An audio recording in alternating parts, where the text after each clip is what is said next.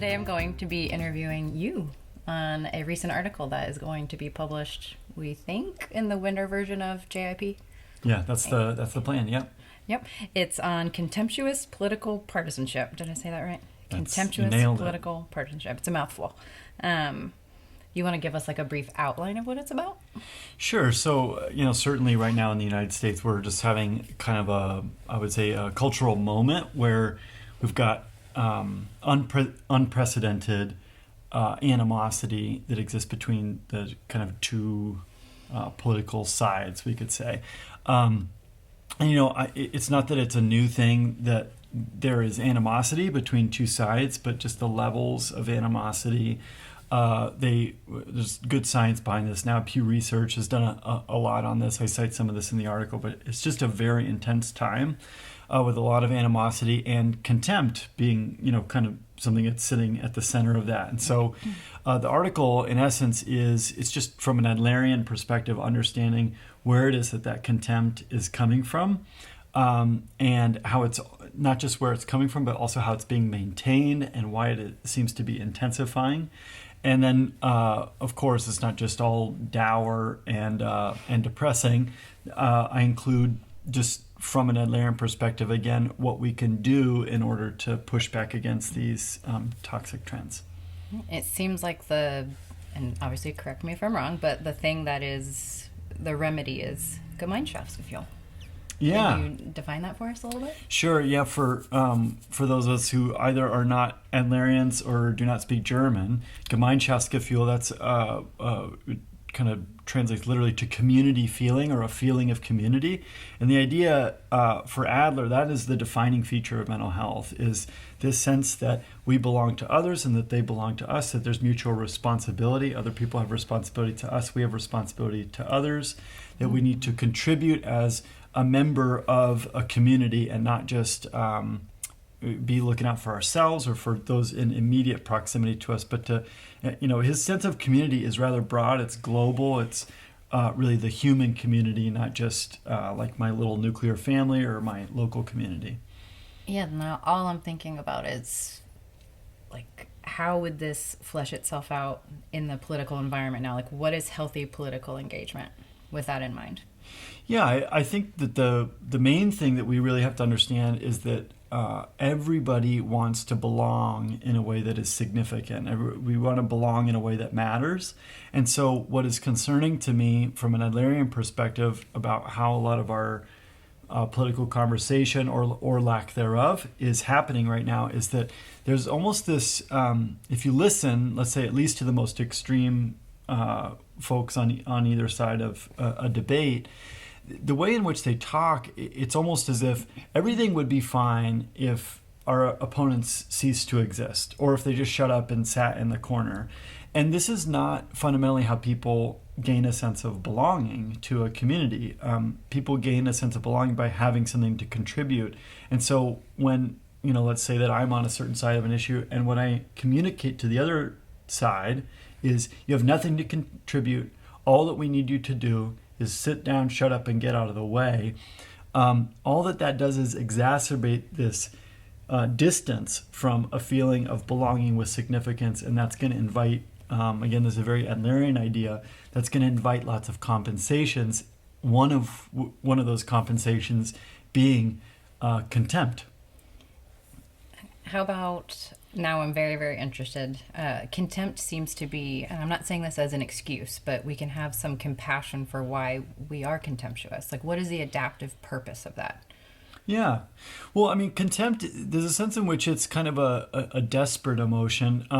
Our friend and my former professor, Paul Rasmussen, talks about contempt as the distancing emotion. It puts emotional and psychological distance between us and other people. And so there's like we can catch ourselves when we say things like those people.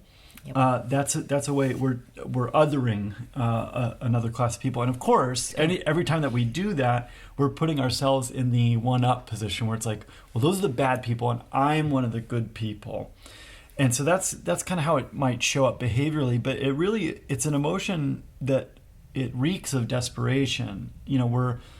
we're kind of grasping at straws at some point, and it's like, well, I feel so inferior, I feel so put down or out of control or disempowered or whatever it might be, that the thing that is left to me is I will other this other group of people. I will only think negative things about them, and oh, well, they might be X, Y, and Z, but they are so terrible, they are evil, they are, opposed to the well-being of humankind. Just kind of like, sociopaths or whatever, and it's always easier. It's always so easy to be easy better than a sociopath. It is. If you villainize, then you have a reason to That's right. Push against.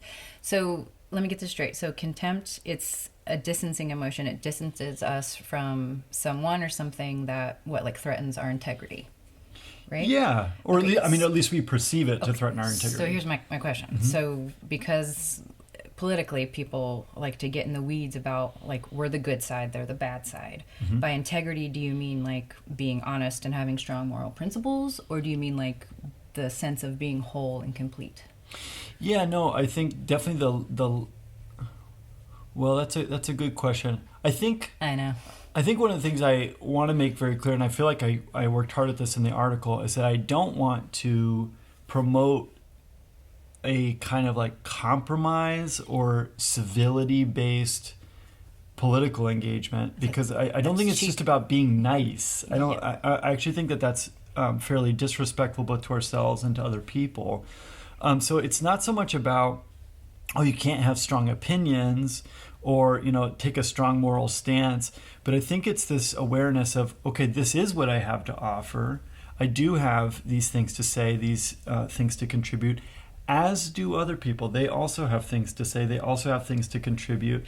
And it's more about meeting the demands of the situation rather than meeting my my needs for psychological comfort and I know that at least I'm on the right side of history, or the good, Right. I'm in the good crowd, I'm on the right side of things. You can hear the superiority. Yeah, no, exactly.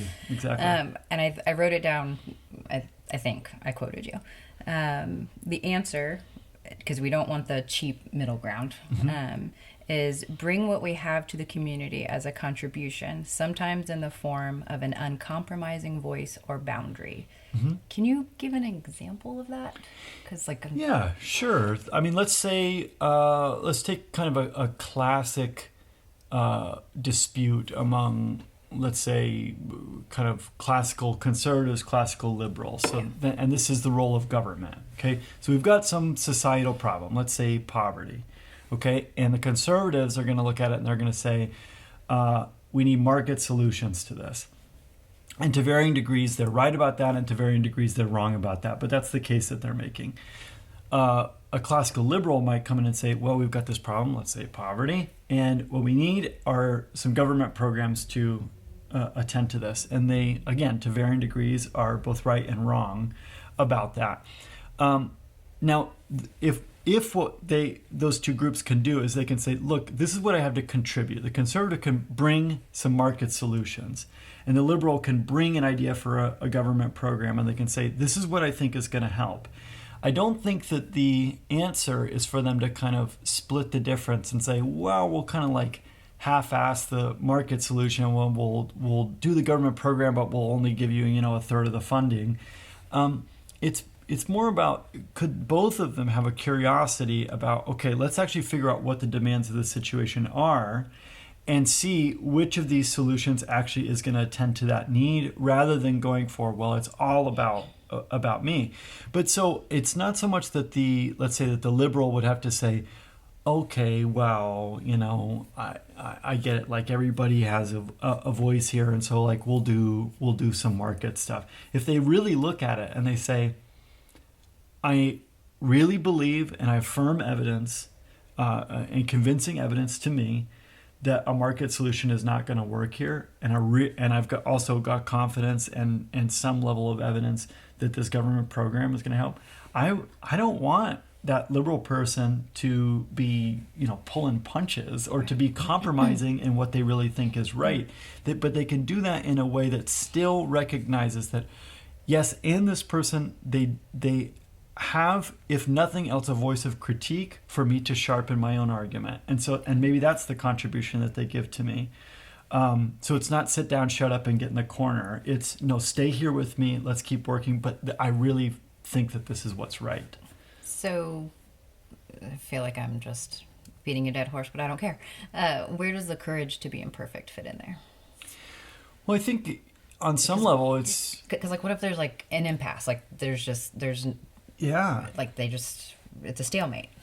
Well, I think it's at some level we go back to agreements that we've come to as a society. You know, in our country, the agreement that we have is okay. We're gonna have people with differing opinions, and there's a way in which we can go about disagreeing that is, you know, more helpful or not. And this is kind of what we've been talking about so far. But then at the end of the day, it's okay. We've got this legislative branch, and they have votes that they can cast, and so you cast your vote, and then guess what? Whoever gets more votes, that's what we end up doing. You know, and you know maybe you need 2/3 majority or whatever. But these are agreements that we've come to previously. And I'm not saying that all those agreements are perfect. I think that we could continue as a society to sharpen and mold. You know, for the United States, we're a very young country and culture. And so we've got a lot of kinks to work out. And I think that we're doing some of that. But look, if we don't have another agreement that we've won from everyone, we operate under the agreements that we have currently, and they're not so bad. You know, I mean, democracy, you know, it functions. It's not perfect, but it functions. Gotcha. How are we on time? Because I have like 6 more questions I want to ask you. But Well, maybe let's shoot for a 1. So pick your best question. my best question. Yeah. The pressure's on. Well, I want to ask. You talk a lot about like the good. What is it? The good versus the true intent. Good intent versus true intent. Yeah. Yeah. Can you say a little bit more Sure. about that? Well, it's the reality is that all of us, you and I included, we're relatively self-deceived about what it is that we're really up to in life and with our behavior. And so I think, you know, we would all kind of like to think that like, oh, well, I'm cooperative and I'm socially interested. I have all this community feeling. I'm healthy. I'm not contemptuous. But I think then if we watch our behavior, we reveal our true intent. And so an example of this might be, let's say that I have a bunch of moral outrage about something. Okay, well, moral outrage, it could be that is in fact virtuous. It's that I see something that is unjust, and that I experience an emotion of anger that perhaps I can even find a way to express appropriately and for the common good, and that can be, you know, perfectly appropriate. There's also another kind of moral outrage that is very much about putting other people down.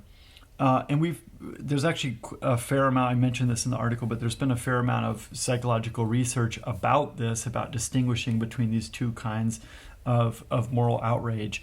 One being, I believe it's called empathic anger is the scientific term. Empathic anger. And that's maybe the socially interested kind. But, but you know, I think I also include in the article just some kind of red flag kinds of behaviors, you know, like, okay, am I having an imaginary argument with somebody on the other side of an issue where, of course, I've got all the little zingers and they just end up looking like an idiot? That's a very, very common behavior for people to have. And not socially interested. What has been done there? What has No, been I mean, solved? no problems have been solved except for my private need for elevating myself above other people. And so we need to be a little bit honest with ourselves. You know, it'd be easy to, you know, have a little argument like that and then to say, well, it's just because I care so much about this issue. Actually, no, that's not true. That's your good intent that you like to, Right. you know, that's the picture of yourself that you like to look at. But your true intent is elevating yourself above other people. And by the way, I do this. I'm very skilled at this. So reading your article, one of the things that it helps me remember is, I don't know, maybe this is fluffy, I don't care, that even if I wholeheartedly disagree with someone, just at least acting as if they have something to contribute to whatever the situation is, it immediately connects you, and then it's much easier to be more cooperative. But even if you're like, Uncle Jerry has nothing to contribute. Oh, but it's like there has to be something that he can contribute, and that does it. It connects you, and then the correction can happen. Yeah. After that, I think we just need to see that as tempting as it is, and as easy as it is sometimes, it is fundamentally opposed to a solution, because all that it's going to do is, it was Uncle Jerry, I think it was the name. I don't know. I'm sorry, Jerry. All that's going to do to Uncle Jerry is make him more likely to double down on his kind of vengeful contempt, which then is going to make it more likely that we're going to want to double down on our vengeful contempt, and then we've got this nasty cycle, and I think is how we've ended up where we are, unfortunately. Well, those are all my questions. That's not true. I have more questions, but that's all for time. So, okay. Well, thanks. Thank you, Calvin. Yeah, and thank you so much for listening. Make sure you read the article. It's really good.